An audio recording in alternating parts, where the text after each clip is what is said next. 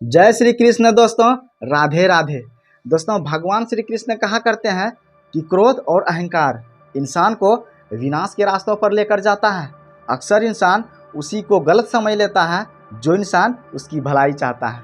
तो फिर आइए श्रीमद् भागवत गीता द्वितीय अध्याय गीता सार को आगे बढ़ाते हैं। यानी श्रीमद् भागवत गीता अध्याय 2 गीता सार को आगे बढ़ाते हैं। सेशन नंबर 29 की शुरुआत करते हैं। सेशन नंबर 29 की शुरुआत एक श्लोक के माध्यम से करते हैं। यानी श्रीमद् भागवत गीता अध्याय 2 गीता सार श्लोक नंबर 63 यानी 63।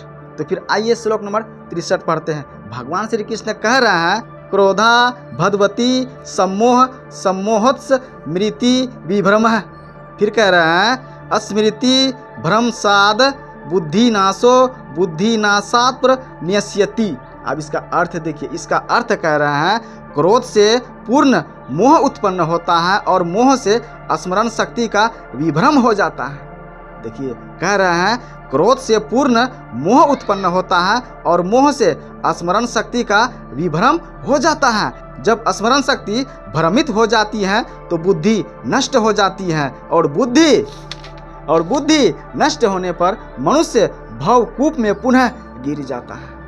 तो फिर आइए अब इसका तात्पर्य पढ़ेंगे। इसका तात्पर्य कह रहा है, कृष्ण भावनामृत के विकास से मनुष्य जान सकता है कि प्रत्येक वस्तु का उपयोग भगवान की सेवा के लिए किया जा सकता है।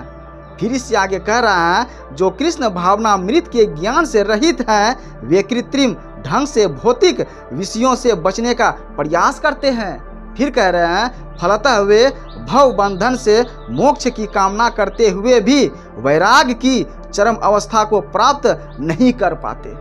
देखिए कितनी सुंदर बात है ना। फिर कह रहे हैं, उनका तथाकथित वैराग्य फल्गु अर्थात गौण कहलाता है।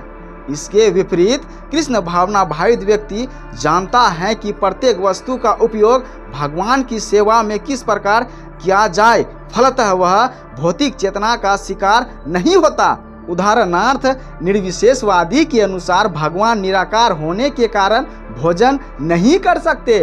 फिर कह रहे हैं, अतः वह अच्छे खाद्यों से बचता रहता है, किंतु भक्त जानता है कि कृष्ण परम भोक्ता है और भक्ति पूर्वक उन पर जो भी भेंट चढ़ाई जाती है उसे वे खाते हैं। अतः भगवान को अच्छा भोजन चढ़ाने के बाद भक्त प्रसाद ग्रहण करता है। इस प्रकार हर वस्तु प्राणवान हो जाती है और अधः पतन का कोई संकट नहीं रहता।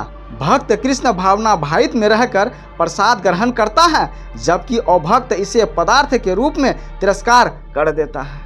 देखिए, फिर इससे आगे कह रहा है, अतः निर्विशेषवादी अपने कृत्रिम त्याग के कारण जीवन को भोग नहीं पाता और यही कारण है कि मन के थोड़े से विचलन से वह भव कूप में पुनः आ गिरता है।